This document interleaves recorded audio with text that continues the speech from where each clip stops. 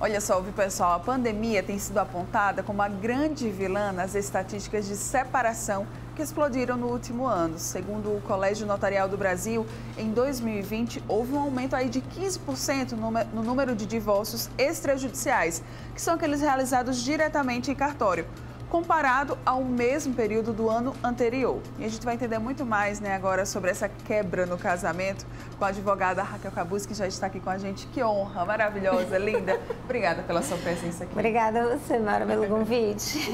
Vamos lá, vamos falar sobre divórcio. Antes da gente falar sobre divórcio, vamos falar sobre casamento, né? Existem regimes de casamento, é isso mesmo? Existem regimes de casamento, certo?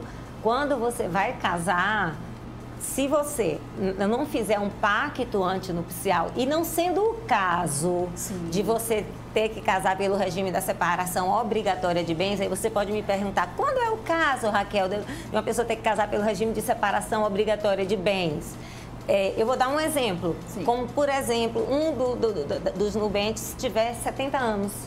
Aí, nesse caso, a lei impõe que o regime será o da separação obrigatória de bens. Tá. Mas tem outras hipóteses. Fora isso, se você for casar e você não fizer um pacto antinupcial, o regime legal que vai reger o casamento durante a duração do casamento é o regime da comunhão parcial de bens. Tá. Ou seja, a gente tem 4 regimes. Né? Não sendo o caso da separação obrigatória, que são as hipóteses legais, como o exemplo de uma pessoa que tem 70 anos, você não dispondo nada em contrário, não fazendo um pacto, você casa com comunhão parcial de bens. Certo. Casei, o relacionamento não deu certo, chegamos ao divórcio, né? Certo. Eu queria falar especificamente sobre esse dado que eu trouxe, que foi do aumento de 15% em 2020 comparado ao ano anterior. É um número alto? É um número considerável ou não é um número aceitável? Olha, eu entendo, Mara, eu vou ser muito franca. Tá. Eu entendo que realmente convivência é algo difícil. A gente tem que descortinar o manto da hipocrisia. Sim. Veja bem, quando a gente está em casa, com pai, com mãe, com irmãos, nós não brigamos, não há desentendimentos. Sim. Às vezes há desentendimentos entre pai e filho que perduram por anos, entre irmãos que deixam de se falar, certo? Então, por que não haveria entre duas pessoas que vieram de núcleos diferentes?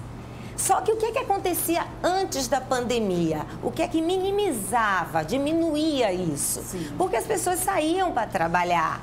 O homem saía para trabalhar, a mulher saía para trabalhar. Então, quando eles se reencontravam em casa, eu acho que não dava nem tempo mais para ver TR, né? Discutir relação. Todo mundo cansado. Todo mundo cansado, né? Quando tem filho, então, você tem que voltar a atenção para os cuidados com filhos. São tantos afazeres.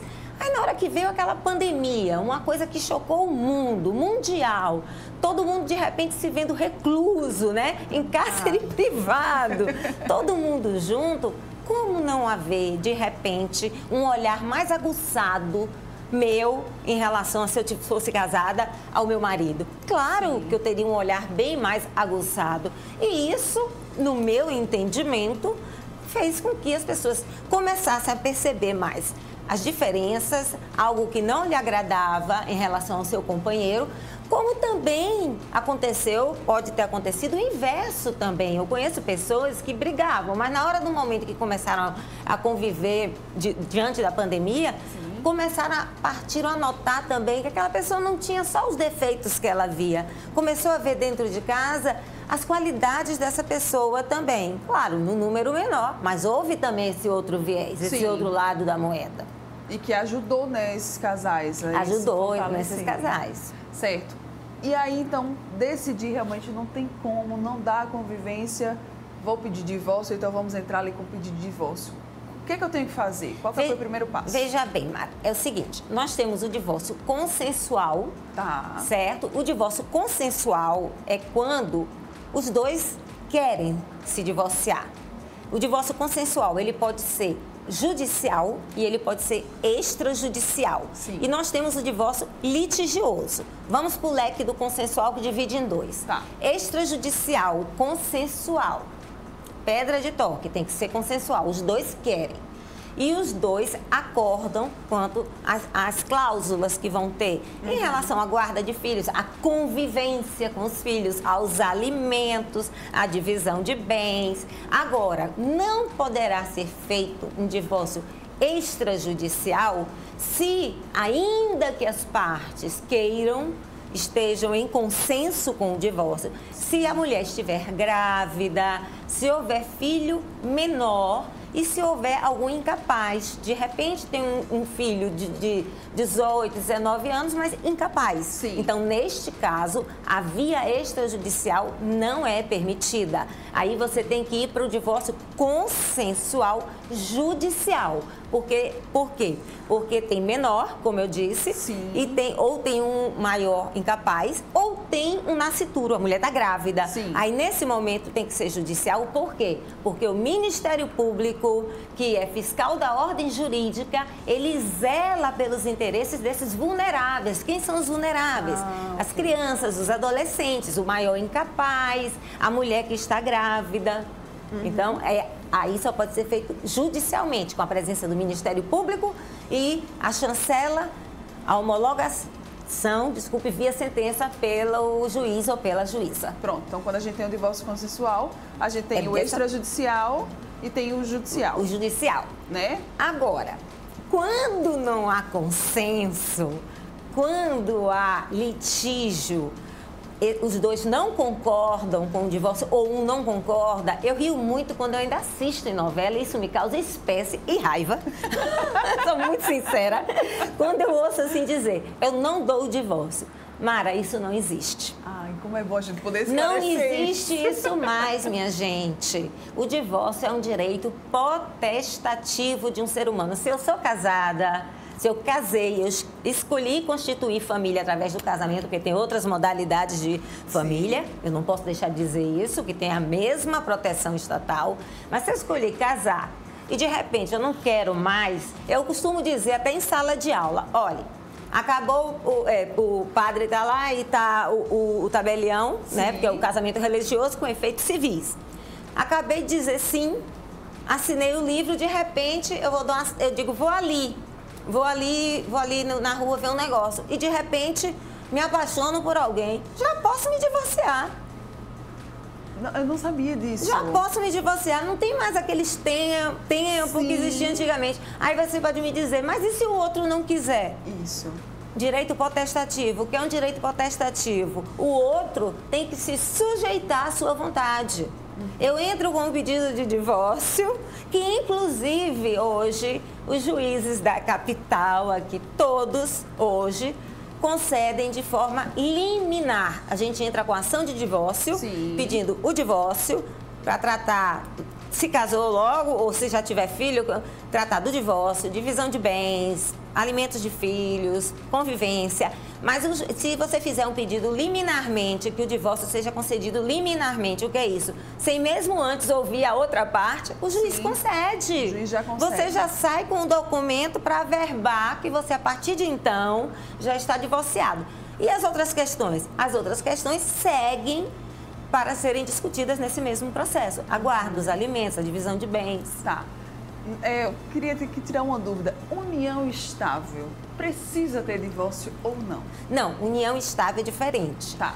Você pode ter qualquer separado de fato pode constituir uma união estável, certo? Separado judicialmente, a gente ainda fala isso, né? Mas hoje em dia todo mundo já entra logo com um divórcio.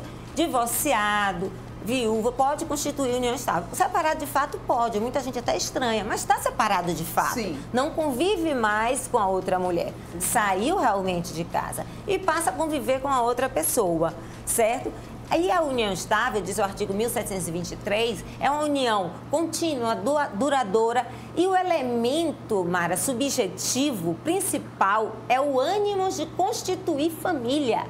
Aí você diz, mas é subjetivo, Raquel, vai ficar difícil da gente comprovar. Não fica, Mara, ele é subjetivo. Eu tenho a intenção e a outra pessoa também tem a intenção de comigo formar uma pessoa. Mas a gente comprova objetivamente. Como assim, Raquel? Porque na hora, quando eu saio com o meu companheiro e vou para o restaurante e encontro amigos, eu não apresento como namorado, eu apresento meu companheiro, minha companheira. Sim. Outros elementos objetivos também. correspondências chegam no mesmo endereço dos dois. Outro elemento objetivo também, de repente, um deles declara a companheira ou a companheira declara o companheiro como dependente no imposto de renda. Então, o ânimos de constituir família, apesar de ser um elemento subjetivo, a gente vai, como advogado, buscar a comprovação desse ânimo através de coisas materiais, objetivas. Então, tem sim como se comprovar, né? Sim, aí as pessoas podem também fazer uma escritura de união estável, escritura pública, em cartório de títulos e documentos de união estável, que já é o indício da união estável, certo? De que há uma união estável entre aquelas pessoas. Se resolver romper, ingressa com ação de reconhecimento e dissolução de união estável. Aí o juiz, ao mesmo tempo que reconhece, tem a escritura e tem outras provas também, certo? Ele, ao mesmo tempo que ele reconhece, ele dissolve e a partir daí também ele diz como vai ficar a questão da divisão dos bens, como vai ficar a questão dos alimentos, como vai ficar a questão da convivência com os filhos, daquele que o filho não tiver residência fixa. De repente, os filhos vão morar com a mãe ou vão morar com o pai. Então, aquele cônjuge que não tem o filho morando com ele vai ter... É o direito do filho, antes de ser do pai ou da mãe, é o direito do filho conviver com a família paterna, com o pai e com a família paterna, com a mãe e com a família paterna. Aí, isso tudo também vai ser decidido.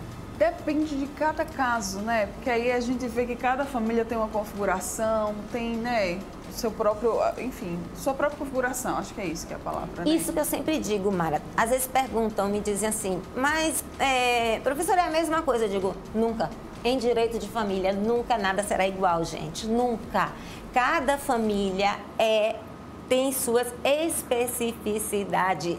O que acontece na minha casa com a minha família nunca vai ser o que acontece na sua casa com a sua família. Então vai dizer, não, é a mesma coisa. Jamais. Ah, separou porque ele bateu. Separou porque ele lhe bateu. Mas tudo é diferente. Cada caso é um caso. Cada caso vai exigir do magistrado, da magistrada, do representante do Ministério Público e dos advogados. Todos os advogados levando cada um a sua tese. E o Ministério Público dando um parecer sobre aquele contexto que foi levado e o magistrado julgando aquele contexto, que é totalmente diferente de um outro contexto, de um outro divórcio ou de um outro reconhecimento de solução de união. Nunca é nada igual em direito de família, nunca. Olha aí a lição, viu? Nunca nada é igual. E aí outra dúvida que eu tenho, né? Você falou sobre essa questão de dizer assim, eu não vou dar o divórcio. Tem gente que fala assim, eu não vou assinar nada. E aí? Precisa realmente da assinatura do outro? Se ele se negar a assinar, não vai ter divórcio? Explica pra gente. Não é assim. Por exemplo, imagine, você... Posso lhe dar como exemplo? Sim, claro. Tem que pedir a permissão. Você é casada. Sim. Aí você vira para seu marido e diz, eu não quero mais continuar casada, quero me divorciar. Aí ele diz, não assino. Tranquilo. Você procura um advogado... Vai lá no meu escritório, brincadeira, viu? Você procura um advogado, certo? E diz, meu marido não quer me divorciar. O que é que eu digo sempre, gente? Hoje a gente tem um código novo, um Código de Processo Civil, temos um capítulo específico do direito de família a partir do artigo 673. E tem o artigo 3º do CPC que diz assim, advogados, defensor público, Ministério Público, magistrado, incentivem a que as próprias partes resolvam seus conflitos de forma amigável. Sim. De forma consensual, através de uma conciliação, através de uma mediação. Então, se de repente alguém chegar no meu escritório e disser, eu tentei falar com meu marido, mas ele não quer o divórcio, disse que vai brigar, vai tirar tudo de mim, eu digo, por favor, me dê o telefone, eu vou o convidar a vir ao meu escritório. Sim. Convidar, porque ele não é obrigado. Mas caso ele vá, e o que é interessante, Mara, que é bom que as pessoas tenham isso em mente, não que é bom, nesse caso que começa assim no litígio, você querer ser advogada dos dois. Porque Sim. como ela me procurou, ele já vai pensar, não, a Raquel está tendenciosa para ela, então é bom que ele vá acompanhado de um advogado também, porque os advogados da mesma área, eles sabem como vão contornar e evitar que os dois tenham aquele confronto muito aguerrido, Sim. certo? Mas não existe isso, é aquilo. Se não chegar a um consenso, o advogado prepara a petição de divórcio litigioso, faz um pedido de tutela de urgência a ser concedida inaudita altera parte. O que é isso? Sem audiência da parte contrária, sem nem mesmo ouvir o marido. Sim. E hoje os juízes e as juízas estão concedendo. A primeira decisão que eles dão, já concede o divórcio, você já imprime, porque é online, o documento que você já pode levar no cartório e averbar. E as outras questões, que realmente tem a questão de bens, de alimentos, de convivência, vão continuar a ser discutidas. Mas a pessoa já está divorciada, pode casar de novo, pode fazer o que quiser. Já está liberada. Vamos agora falar sobre um ponto que também gera muita dúvida, né? A divisão de bens. Como é que vai funcionar? Qual que é, assim, né? O que é que o direito ele fala sobre isso? Vai depender do tipo do divórcio, Mara. Tá. Se for consensual, veja bem, é um acordo. Se de repente eu sou casada, a gente não resolveu divorciar consensualmente, a depender do regime de bens, vamos imaginar que seja o regime legal, comunhão parcial de bens. Sim. Ou seja, tudo que a gente adquiriu durante o casamento a título oneroso, compra e venda, se de repente a gente, não importa quem comprou. Eu comprei uma casa, ele comprou 2 apartamentos. Mas o divórcio é consensual. A gente pode dividir como a gente quiser. Porque é um acordo. Ele pode, de repente, dizer, ó, Raquel, você fica com a casa e o apartamento, eu fico só com o apartamento. Massa. Tá. Agora, se for litigioso, aí vai seguir, aí é letra de lei. É ver qual foi o regime adotado no casamento. Comunhão parcial, o que é que diz a comunhão parcial? Comunhão universal, o que é que diz? Participação final nos aquestos, o que é que diz? Separação obrigatória de bens, o que é que diz? Letra de lei. Ótimo. E sobre os filhos? Pensão e a questão, né, do acompanhamento, enfim. Filhos, alimentos. Muita gente hoje vige a questão da guarda compartilhada. Eu fico um pouco, assim, em falar, mas eu vou falar, porque é minha opinião e eu respeito a dos outros também. Veio a guarda compartilhada para ser a regra, guarda compartilhada, certo? Mas a guarda compartilhada é compartilhar as responsabilidades e as decisões importantes em relação aos filhos. Certo? Quando a gente está casado, a gente nem percebe, mas a gente diz, você pode levar no curso de inglês hoje? Você pega na escola, ele tem um médico, ele tem um otorrino, não sei o quê, quem vai levar, quem vai pegar? Sim. E as decisões importantes, vamos mudar de escola? A gente conversa. Isso é a guarda compartilhada, tanto de direito, que ela hoje é a regra, mas também tem que ser de fato. Você já imaginou uma pessoa querer uma guarda compartilhada só de direito? Para ele ter o direito a opinar. A mãe chega para ele e diz, a escola não está boa, fulano. Aí ele diz, não, está boa, só para pirraçar. Sim, sim. Agora, a guarda compartilhada de fato, ele não exerce, porque ele não diz que não pode pegar na escola, ele não pode levar a médico. Não procura saber. Ah, não, peraí. A guarda compartilhada tem que ser a guarda compartilhada de direito e de fato. Tanto ele vai poder opinar e deve opinar sobre as questões importantes da vida do filho, como a guarda compartilhada de fato. Ele também vai ser responsável em determinado dia levar o filho para a escola, ela pega, ele em determinado dia vai para aquela reunião chatérrima de escola, desculpa, e no outro dia o outro, essas coisas do dia a dia, certo? Agora, a criança, é o que eu bato sempre, bato em minhas petições sempre. Mara, o ser humano, a vida do ser humano, ela é processual. Eu não nasci assim, eu nasci bebê. Sim. Sequer engatinhava, sequer me mexia. Tanto que se botasse num canto lá, ficava. Era um ser altamente precário, como todos nós até hoje somos. A precariedade é constante, mas eu era altamente precário, dependia de uma pessoa.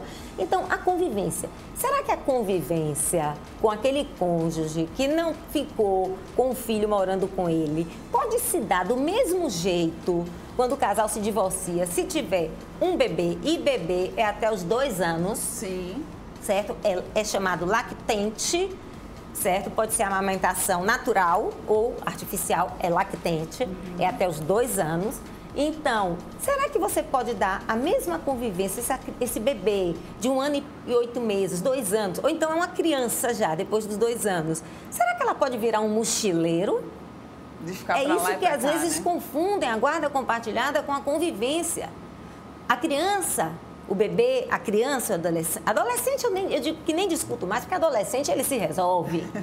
É verdade. E pai e mãe, se não procurarem ser amigos dos filhos, vão virar inimigos.